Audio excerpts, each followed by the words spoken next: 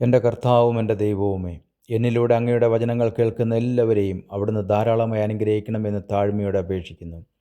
ഈ വചനം ദൈവവചനം കേൾക്കുന്ന എല്ലാ മക്കളുടെയും പ്രയാസങ്ങൾ, ദുഃഖങ്ങൾ, ആകുലതകളെല്ലാം നീക്കി അവിടുന്ന് അവർക്ക് സന്തോഷവും സമാധാനവും കൊടുക്കണമെന്ന് താഴ്മയോടെ പ്രാർത്ഥിച്ചുകൊണ്ട് ഇന്നത്തെ ക്ലാസ് ആരംഭിക്കാം. ഇന്ന് നമ്മൾ പഠിക്കുന്നത് ലേവ്യ പുസ്തകം 15-ാം അധ്യായമാണ്. ഈ അധ്യായം നമ്മെ പഠിപ്പിക്കുന്നത് ഒരു സ്ത്രീയുടെയും പുരുഷൻ്റെയും ശുദ്ധി എന്ത്, അശുദ്ധി എന്തെന്നാണ്. ഈ അധ്യായത്തിൽ ആകെ 33 വചനങ്ങളാണുള്ളത്. ഈ അധ്യായത്തിൻ്റെ പ്രത്യേകത എന്തെന്നാൽ പുരുഷന്മാരുടെയും സ്ത്രീകളുടെയും ശാരീരിക സ്രവങ്ങളുമായി ബന്ധപ്പെട്ട കാര്യങ്ങളാണ്. ആദ്യമായി നമ്മൾ കാണുന്നത് പുരുഷൻ്റെ അശുദ്ധ സ്രാവങ്ങളെക്കുറിച്ചാണ്. യഹോവ പിന്നെയും മോശയോടും അഹരോനോടും അരുളി ചെയ്തത്, ഒരു പുരുഷൻ്റെ ദേഹത്തിൽ നിന്നും സാധാരണയല്ലാത്ത വിധത്തിൽ ഒരു സ്രാവം ഡിസ്ചാർജ് വരികയും അതിൻ്റെ ഫലമായി അവൻ അശുദ്ധനാവുകയും ചെയ്യുന്ന സാഹചര്യങ്ങളെക്കുറിച്ച് പറയുന്നു. ഈ അശുദ്ധതയിൽ നിന്ന് ശുദ്ധമാകാൻ എന്തെല്ലാമാണ് ചെയ്യേണ്ടതെന്നും എന്തൊക്കെ യാഗങ്ങളാണ് അർപ്പിക്കേണ്ടതെന്നും പറയുന്നുണ്ട്. അത് നമുക്ക് ഓരോന്നായി നോക്കാം.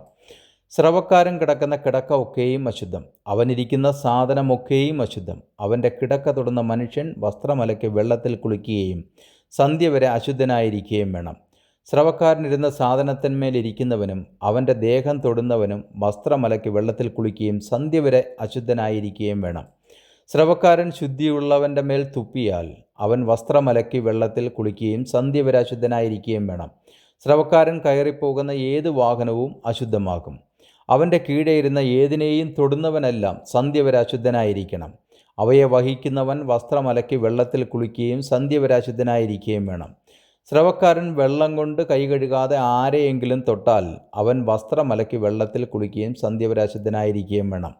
സ്രവക്കാരൻ തൊട്ട മൺപാത്രം ഉടച്ചു കളയണം. മരപ്പാത്രമെല്ലാം വെള്ളം കൊണ്ട് കഴുകണം. സ്രവക്കാരൻ സ്രവം മാറി ശുദ്ധിയുള്ളവനാകുമ്പോൾ ശുദ്ധീകരണത്തിനായി 7 ദിവസം എണ്ണിയിട്ട് വസ്ത്രമലക്കി ദേഹം ഒഴുക്ക് വെള്ളത്തിൽ കഴുകണം. എന്നാൽ അവൻ ശുദ്ധിയുള്ളവനാകും. ഇനി അവൻ്റെ ശുദ്ധീകരണത്തിന് എന്തൊക്കെയാണ് ചെയ്യേണ്ടതെന്നാണ് പറയുന്നത്.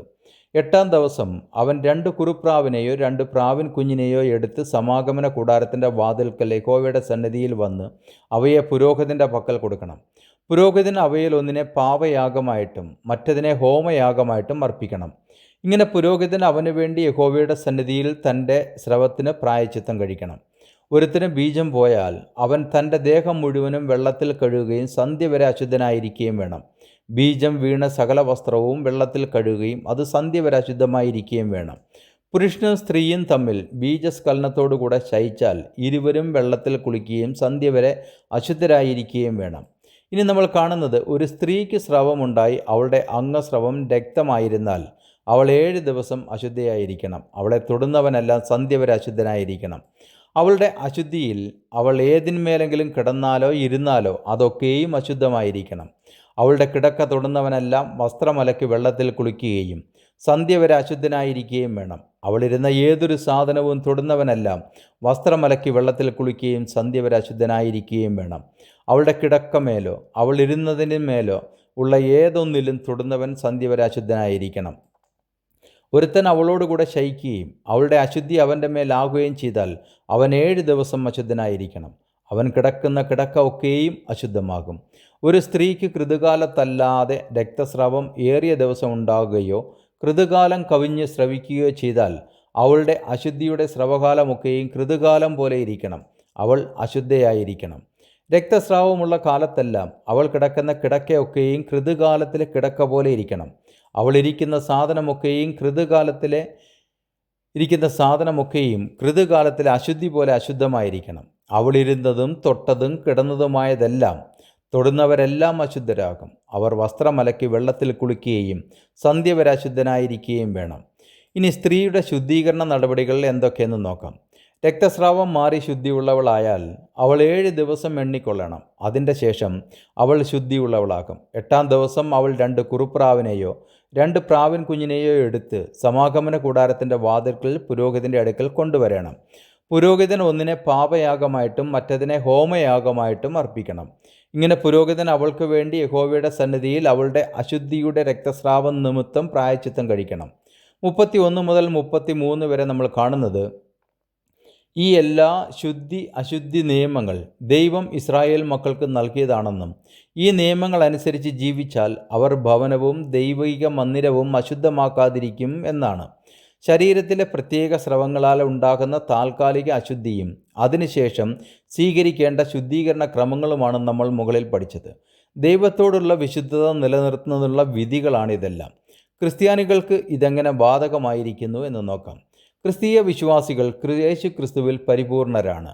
വിശുദ്ധ മത്തായി എഴുതിയ സുവിശേഷം 5:17 നമ്മൾ ഇങ്ങനെ വായിക്കുന്നു: ഞാൻ ന്യായപ്രമാണത്തെയോ പ്രവാചകന്മാരെയോ നീക്കേണ്ടതിന് വന്നു എന്ന് നിരൂപിക്കരുത്, നീക്കുവാനല്ല നിവർത്തിപ്പാൻ അത്രേ ഞാൻ വന്നത്. അതുകൊണ്ട് ലേവ്യ പുസ്തകം 15-ാം അധ്യായത്തിലെ എല്ലാ നിയമങ്ങളും ക്രിസ്തീയ വിശ്വാസികൾക്ക് യേശു മുഖാന്തരം പൂർണ്ണത പ്രാപിച്ചുവെന്ന് നമുക്ക് വിശ്വസിക്കാം. യേശുവിൻ്റെ സ്നേഹം അശുദ്ധരെ പോലും തൊടുന്നതായി നമുക്ക് കാണാവുന്നതാണ്. വിശുദ്ധ മർക്കോസിൻ്റെ സുവിശേഷം 5-ാം അധ്യായം 25 മുതൽ 34 വരെ വായിക്കുമ്പോൾ നമ്മൾ കാണുന്നത് 12 സംവത്സരമായിട്ട് രക്തസ്രാവമുള്ളവളായിരുന്ന ഒരു സ്ത്രീ യേശുവിൻ്റെ വസ്ത്രം തൊട്ട മാത്രയിൽ സൗഖ്യം പ്രാപിക്കുന്നതാണ്. എന്ന് പറഞ്ഞാൽ ഇന്ന് യേശു ക്രിസ്തു വിശ്വാസികളുടെ ഹൃദയത്തിലാണ് വസിക്കുന്നത്. അതുകൊണ്ട് ഈ നിയമങ്ങൾ ഒരു വിശ്വാസിയെ ബാധിക്കുന്നില്ല. പഴയ നിയമം അനുസരിച്ച് യേശു ക്രിസ്തു ആ സ്ത്രീ തൊട്ടത് കാരണം പോയി കുളിക്കുകയോ വസ്ത്രം അലക്കി 7 ദിവസം ഇരിക്കുകയോ ചെയ്യേണ്ടി വന്നില്ല. യേശു ക്രിസ്തു വസിക്കുന്ന ഏതൊരു വ്യക്തിയും ശാരീരികമായും മാനസികമായും ശുദ്ധിയുള്ളവരാണ്. വിശുദ്ധ പത്രോസ്ലീഹ തൻ്റെ ലേഖനത്തിൽ ഇങ്ങനെ പറഞ്ഞു: ഞാൻ വിശുദ്ധനാകയാൽ നിങ്ങളും വിശുദ്ധരായിരിപ്പീൻ എന്ന് തിരുവെഴുത്ത് ക്രിസ്തുവിൽ പൂർത്തീകരിക്കപ്പെട്ടു എന്ന്. 1 പത്രോസ് 1:16 നമ്മൾ എങ്ങനെയായിരുന്നു വായിക്കുന്നത്. ഈ പ്രവചനം എവിടെയാണ് ഉള്ളതെന്നറിയുമോ? ഇല്ലെങ്കിൽ ഞാൻ പറയാം. ലേവ്യ പുസ്തകം 11:44 ഈ പ്രവചനമുള്ളത്. ചുരുക്കി പറഞ്ഞാൽ ഈ നിയമങ്ങളൊന്നും തന്നെ ഒരു ക്രിസ്തീയ വിശ്വാസിയെ ബാധിക്കുന്നില്ല എന്നതാണ് സത്യം. ഇന്നത്തെ ക്ലാസ് ഇവിടെ അവസാനിക്കുന്നു. അടുത്ത ക്ലാസ്സിൽ വീണ്ടും കാണുന്നതിനായി കർത്താവായ യേശു ക്രിസ്തു നമ്മെ ഏവരെയും അനുഗ്രഹിക്കുമാറാകട്ടെ എന്ന പ്രാർത്ഥനയോടെ ബെഞ്ചമിൻ കോശി.